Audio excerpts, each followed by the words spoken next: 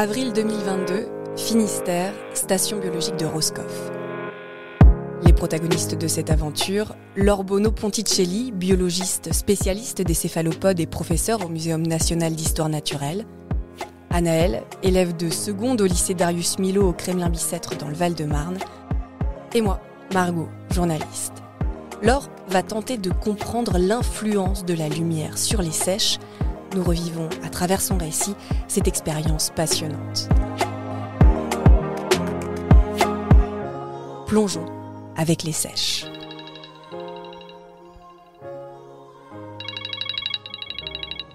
Allô ? Allô, Laure, Gaëtan à l'appareil. Je t'appelle, dis-moi, les marins sont rentrés là avec une douzaine de géniteurs, donc je pense que la manip va pouvoir commencer. Ah super. Alors, je fais ma valise et j'arrive. Attendez, on parle de quel animal là ? Ah, on parle d'un animal absolument merveilleux, la seiche. La seiche, c'est la cousine des pieuvres, des calmars. C'est un mollusque. Et c'est quoi la différence entre une seiche, une pieuvre, un calamar et un poulpe ? Pieuvre et poulpe, c'est la même chose. La seiche et le calmar sont des animaux qui sont plus allongés que la pieuvre et qui ont 8 bras et 2 tentacules qu'elles peuvent projeter pour capturer les proies. Alors que la pieuvre, elle n'a pas de tentacules, elle reste plutôt près du fond. Et on part où ? Pour les voir, c'est vrai ? On va où pour les voir, ces seiches ? Alors on va sur les côtes de la France, sur les côtes européennes. En fait, elles sont partout dans le monde, sauf sur les côtes américaines. Et elles viennent d'où exactement ces seiches que Gaëtan, qui vous a passé un coup de fil tout à l'heure, a reçues ? Ah oui, de Bretagne. En fait, moi je travaille sur les populations de Sepia officinalis, la seiche de Bretagne. Alors Gaëtan, on l'a peut-être pas dit, mais c'est le responsable du centre de ressources biologiques de la station de Roscoff. Et pour que ce soit clair, la station de Roscoff, c'est pas une station de ski. Ah non, c'est une station de biologie marine qui a fêté d'ailleurs ses 150 ans cette année. Ah oui, quand même, elle n'est pas toute jeune. On fait nos valises et on y va à cette station. On y va comment d'ailleurs ? En train. 3 heures Paris-Morlaix, 3h30, je suis au bord de la mer avec mes seiches. On arrive à la station de Roscoff et là, c'est vraiment très beau. On a l'océan devant nous, le lieu est sublime, typiquement breton avec ces grosses pierres. Je vous avoue que je ne m'attendais pas à ça alors. Alors moi, c'est une grande histoire, la station biologique de Roscoff. Donc à chaque fois, quand j'arrive, je sens la mer, déjà, quand c'est la marée basse, parce qu'il y a quand même des grandes marées qui permettent de découvrir une surface de terre avec les rochers, le sable et puis les bêtes qu'on suppose être sous les rochers. C'est absolument magnifique. Et on sent l'iode tout de suite. Ça dépayse. Ah, ça dépayse, oui. Mais vous allez en faire quoi de ces seiches ? Alors je vais les mettre, avec l'aide de Gaëtan bien sûr, je vais les mettre en expérimentation. C'est-à-dire que je vais faire plusieurs tests de lumière pour voir comment elles réagissent et au stade avant éclosion. C'est-à-dire on va essayer de voir chez les bébés comment la lumière influence le développement. Bon, on rentre dans cette station, moi j'ai hâte de voir à quoi ça ressemble à l'intérieur. On arrive dans le petit jardin, qui est un jardin qui a toujours existé, qui fait partie des premiers endroits qui ont été faits à la station, parce qu'évidemment, après, il y a d'autres bâtiments qui ont été construits, donc c'est la partie ancienne de la station. Qui a 150 ans, alors. Qui a 150 ans. Et on voit ces vieux bâtiments en granit, parce qu'on est en Bretagne, donc en granit gris, solide. Et on voit la partie de l'aquarium historique. En fait, c'est une espèce de salle immense dans laquelle il y a des supports en granit qui supportent des aquariums. Et c'est depuis toujours que c'est là que se font, en partie bien sûr, parce qu'il y a d'autres endroits, mais les expériences qui permettent de donner aux animaux qu'on met en expérience les meilleures conditions possibles de vie avec de l'eau de mer qui vient de la mer. Qu'on se rende compte, cet aquarium, il fait 20 mètres de long. Oui, plus que ça, je pense. Plus que ça, c'est vrai que c'est immense. Oui, c'est immense. Et t'as déjà vu des seiches d'ailleurs, Anaëlle, ou pas ? Non, jamais. Tu t'attends à quoi exactement ? Je sais pas. On va aller découvrir ça alors. Alors non, ce que l'on entend, c'est pas une cascade ni une rivière sauvage. Nous sommes bien dans le labo. Alors dans cette grande zone de l'aquarium historique, on a donc ces aquariums qui sont des aquariums de 1 mètre sur 50 cm, qui sont sur des socles en granit encore. Parce qu'on est, C'est très vintage. en Bretagne, ah oui, c'est très vintage. Alors les bacs, dans les bacs, on va trouver des oursins. On va trouver ce qu'on appelle des acidis, c'est-à-dire des animaux qui ressemblent à des petites poches avec 2 siphons comme ça, qui font 10 cm. Ça me parle pas du tout personnellement, mais Mais on va trouver des crabes, on va trouver des Ça me araignées de mer, on va trouver des crevettes, et puis on va trouver aussi des œufs de sèche qui auront été récoltés parce que les animaux se seront reproduits. ça on l'espère. Ça c'est pas encore fait, on croise les doigts. En fait, c'est du Tinder en temps réel. Exactement. Et c'est ça qui est merveilleux et que finalement moi j'ai appris avec les différentes expériences, c'est qu'on met en présence des sèches dont on ne sait pas trop qui est le mâle de la femelle et puis on attend que les couples se forment. Et alors, les sèches se kiffent. Et alors les sèches se kiffent. 4 jours plus tard, 2 couples se sont formés. C'est plutôt cool. Mais ils n'ont pas tous été capables de se reproduire. Eh bien non, on a attendu, parce que ça peut prendre un petit peu de temps avant que les bêtes se décident à s'accoupler et à faire des enfants. Et On va pas forcer les choses quand même. Oui, bah non, c'est ça. Et donc on a attendu et finalement on n'a pas eu d'autres productions d'œufs. Et donc à la mort des animaux, on verra. Oui, parce qu'on l'a pas dit, parce que c'est vrai que les femelles, après la ponte, meurent. Mais les mâles aussi. Eh bien, je ne le savais pas. Les mâles aussi meurent. Et les mâles aussi meurent. Pourquoi seulement les femelles mourraient ?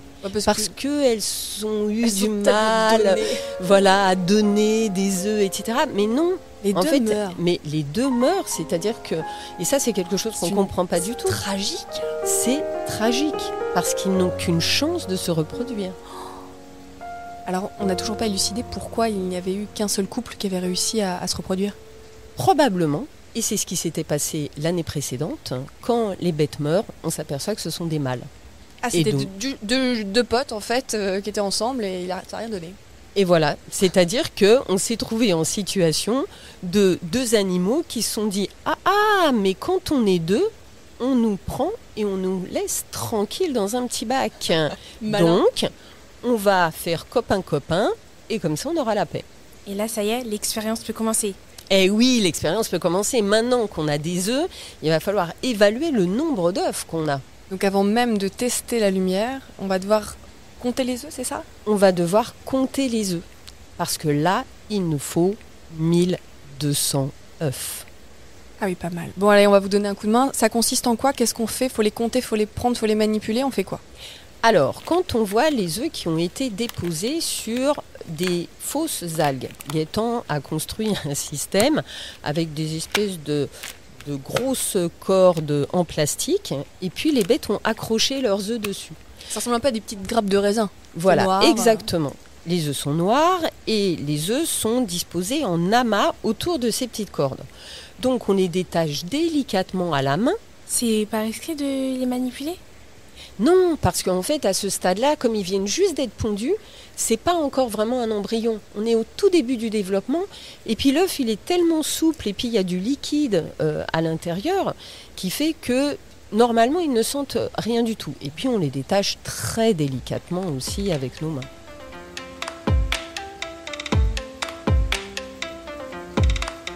« 1180, 1181... Vous avez dit combien alors Eh bien, 1200. Après, si on n'en a que 1185, on s'arrangera.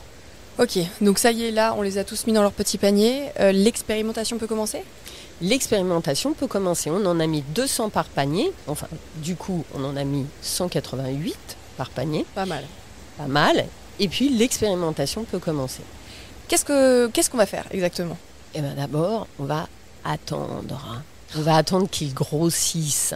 Mais on va leur mettre des lumières particulières pour voir si le développement se passe de la même manière en fonction de lumières différentes. Que ce soit des LED, des tubes, vous savez, les tubes néons là qu'on voit dans les couloirs en général des collèges ou des lycées, des lumières très agréables, à la cantine, voilà, des lumières un petit peu violentes.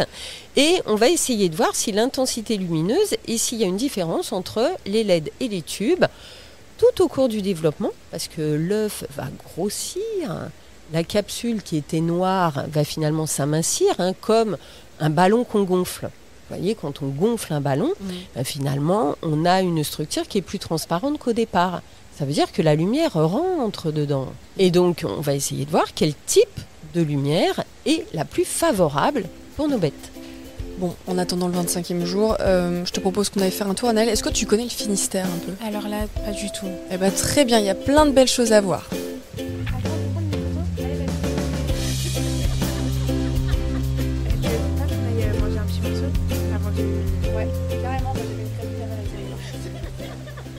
Alors, le Finistère, c'était chouette. Ah, j'ai kiffé. Ah, les meilleures meilleures crêpes au blé noir de ma vie. C'est galette. Ah non, Finistère, c'est crêpes. Alors là, j'ai une grande discussion avec des Bretons, avec des gens originaires de Bretagne. Moi, quand je dis crêpes, je me fais rabrouer. Sauf qu'à Brest, une fois, avec des vrais Bretons, j'ai dit je voudrais une crêpe. Ah non, pardon, une galette. Ils m'ont dit bah non, on dit crêpe. Bon, donc en fait, je pense qu'on peut dire des crêpes galles.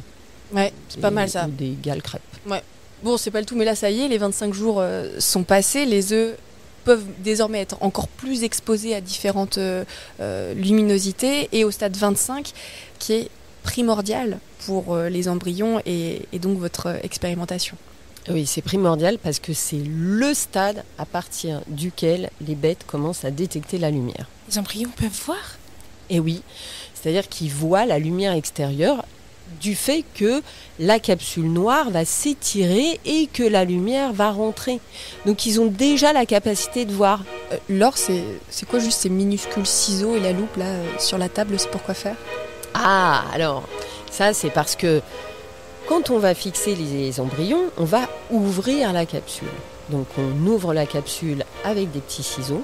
On prend délicatement notre petit embryon qu'on met sur de la glace pour qu'il s'endorme gentiment. C'est-à-dire qu'on fait une anesthésie par le froid pour pas que la bête souffre. Parce que si elle voit la lumière déjà au stade 25, il est possible qu'elle soit aussi en mesure de ressentir du stress. Et donc de la douleur. Et donc de la douleur. Vous les tuez ? Alors oui, on les tue, c'est-à-dire que les embryons sont fixés lorsqu'ils sont tout juste morts après avoir été endormis par le froid jusqu'à la mort. Alors pourquoi ces dissections ça... Qu'est-ce que vous voulez apprendre ? Qu'est-ce que vous disséquez ? Parce que c'est minuscule déjà, c'est pas facile quand même. Ça c'est minuscule, on est obligé de les disséquer sous la loupe. Ça fait quoi, 1 cm ? 1 cm et demi ? Ça fait même pas 1 cm. Au stade 25-26, le moment où on commence à les disséquer, c'est pour ça d'ailleurs qu'on ne peut pas les disséquer avant parce que c'est trop petit. La bête, elle fait 2-3 mm. C'est de la microdissection. C'est de la microdissection. Alors, ce qu'on prend comme organe, c'est le cerveau, les lobes optiques, c'est-à-dire des gros lobes nerveux qui sont capables de transmettre de l'information nerveuse jusqu'au cerveau. Donc c'est derrière les yeux ? C'est à côté des yeux, c'est-à-dire et les yeux. Voilà, c'est-à-dire qu'on a les yeux et quand on va vers le cerveau, on a les yeux, les lobes optiques et le cerveau au milieu. Et puis on prend de la peau aussi. Que vous apprennent ces dissections ? Alors, à partir des organes, ce qu'on va faire, c'est qu'on va extraire des acides nucléiques, c'est-à-dire de l'ARN. En fait, nous, ce qu'on étudie, c'est... Alors l'ARN, il faut peut-être le préciser, c'est des molécules qui détiennent des informations sur les gènes. Voilà, c'est des molécules qui détiennent des informations sur les gènes et qui vont être à l'origine des protéines. À quel résultat vous vous attendez à la fin de l'étude ? Ah, alors, on peut émettre des hypothèses. C'est-à-dire que nous, nos hypothèses, ça va être que la quantité de lumière, quand elle est trop importante, elle peut être néfaste pour l'organisme. Pourquoi elle peut être néfaste ? Parce que ça va accélérer en quelque sorte son développement alors qu'il n'est pas prêt. Et ce qui fait qu'à l'éclosion, s'il y a trop de lumière, l'animal peut être en fait pas complètement prêt pour les actes de prédation, de capture des proies, etc. Ça avait déjà été montré. Mais nous, ce qu'on veut voir, c'est au niveau moléculaire, qu'est-ce qui se passe ? Alors en attendant l'éclosion, on retourne à Paris, histoire qu'on les laisse un peu tranquilles. Sauf que là on trépigne un petit peu, parce que c'est comme un accouchement, on ne sait pas quand est-ce que ça va arriver, c'est le jour le plus important de notre vie, mais on ne sait pas quand est-ce que c'est. Là c'est un peu pareil, on n'a pas la date. Voilà, on n'a pas la date parce que c'est la biologie. On n'est pas dans des mathématiques. À 1 semaine ou 2 semaines près, on ne sait pas quand nos bêtes vont éclore. Pour le planning, c'est pas simple. Alors, pour le planning, on va dire au chef, alors désolé, par contre, là, je sais pas quand est-ce que je serai dispo. Oui, alors ça, c'est le problème, c'est surtout administratif. C'est-à-dire, faut que je fasse mon ordre de mission, mais je le fais pour dans 2 jours. L'ordre de mission, donc c'est... L'ordre de mission, c'est le papier administratif qui nous permet de partir en mission et de pouvoir avoir une sorte d'assurance de notre institution, d'être couvert s'il y a un accident, etc. Et c'est pareil, faire un ordre de mission alors qu'on a prévu plein de choses dans la semaine, mais il faut tout annuler, il faut tout chambouler, et c'est donc les embryons qui commandent.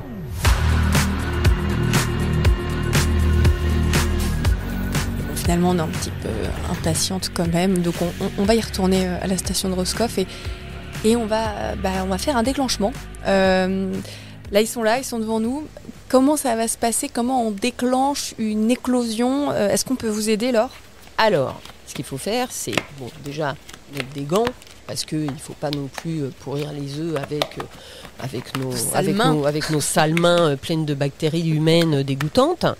Et puis, on va mettre nos mains dans les petits œufs, et puis on va agiter. Et en agitant, qu'est-ce qu'on fait ? Finalement, on mime la marée. C'est une agitation mécanique qui correspond à peu près à ce qui peut se passer en milieu naturel. Donc là, on agite et pof, on en a une première qui sort de l'œuf. Et là, tout d'un coup, elle se retrouve dans un environnement avec de l'eau de mer directement, avec des sensations qui lui arrivent en termes de lumière, en termes de bruit, en termes de mouvement, parce que nous, même si on essaie de pas trop bouger, voilà. Donc ça la stresse un peu et elle est capable de changer de couleur rapidement. Donc en fait, dès l'éclosion, elle va commencer à faire des petits flashs lumineux au niveau de son corps, parce que ça la stresse un petit peu quand même. Et puis très vite, elle va essayer de trouver un environnement où elle peut se cacher. Après leur éclosion, qu'est-ce qui va leur arriver à ces sèches ? Alors après l'éclosion, on va les laisser dans la structure expérimentale parce qu'on a besoin de savoir aussi de quelle manière la lumière va influencer le comportement de ces juvéniles. Et on va les garder jusqu'à 2 mois à peu près. On les garde pas plus longtemps parce que déjà ils grossissent et après c'est compliqué aussi de trouver de la nourriture tous les jours. Ça monopolise beaucoup Gaëtan et son équipe parce qu'elles mangent mine de rien les cocottes. Donc 2 fois leur poids, c'est ça ? Alors oui, quelque chose comme ça, mais voilà, donc il faut aller sur le terrain, leur donner des proies vivantes, tout ça. Donc c'est quand même assez contraignant. Donc on les garde jusqu'à 2 mois. Et puis après, il faudra forcément les sacrifier parce qu'on n'a pas le droit de remettre des bêtes qui ont été en aquarium, on n'a pas le droit de les remettre en milieu naturel. Cela dit, il y a beaucoup de poissons à nourrir dans la station aussi qui peuvent bénéficier de cette nourriture de choix.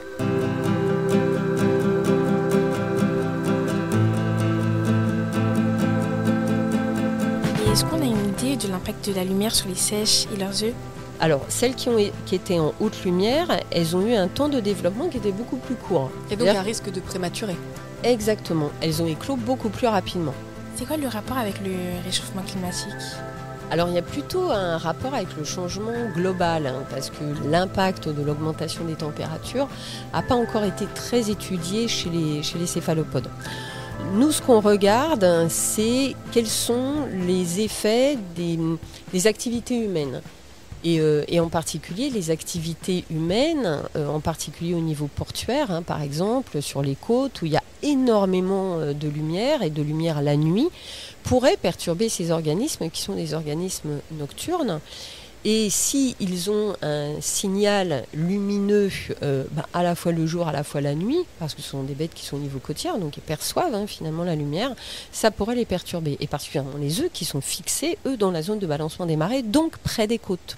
Donc finalement, la pollution lumineuse pourrait avoir un impact sur le développement des sèches. Tout à fait. Ça vous dit qu'on continue cette discussion autour d'un bon dîner ? Parce que perso, je meurs de faim. Vous connaissez un bon resto à Roscoff ou pas ? Forcément les crêperies. les crêperies, mais bon, il y en a plusieurs d'excellentes. Est-ce que vous mangez de la sèche, là?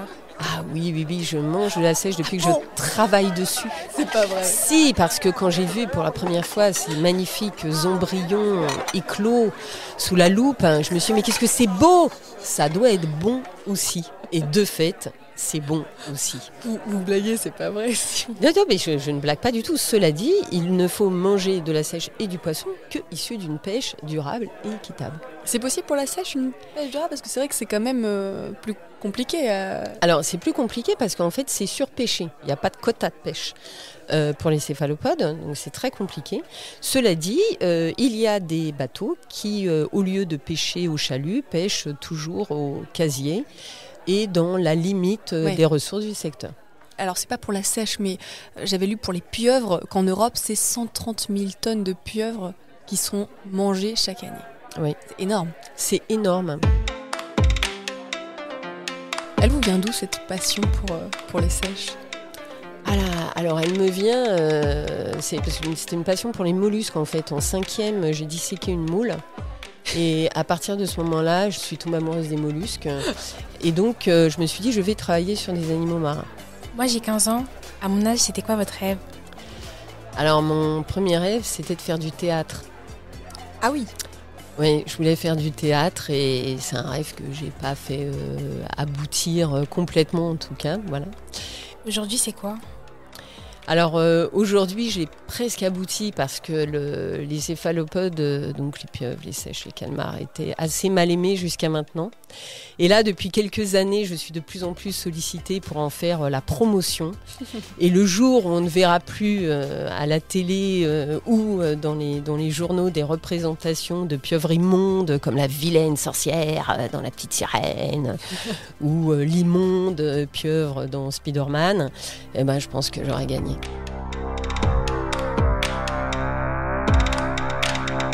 Plongeons avec les sèches, un épisode avec Lorbono Ponticelli, biologiste spécialiste des céphalopodes et professeur au Muséum national d'histoire naturelle. Un podcast produit et réalisé par René Prod en partenariat avec l'ADEME, l'Agence de la transition écologique, la Fondation de la mer, Gobelin, l'école de l'image, et pour cet épisode, le lycée Darius Milhaud au Kremlin-Bicêtre dans le Val-de-Marne, un lycée public engagé dans l'éducation et le développement durable.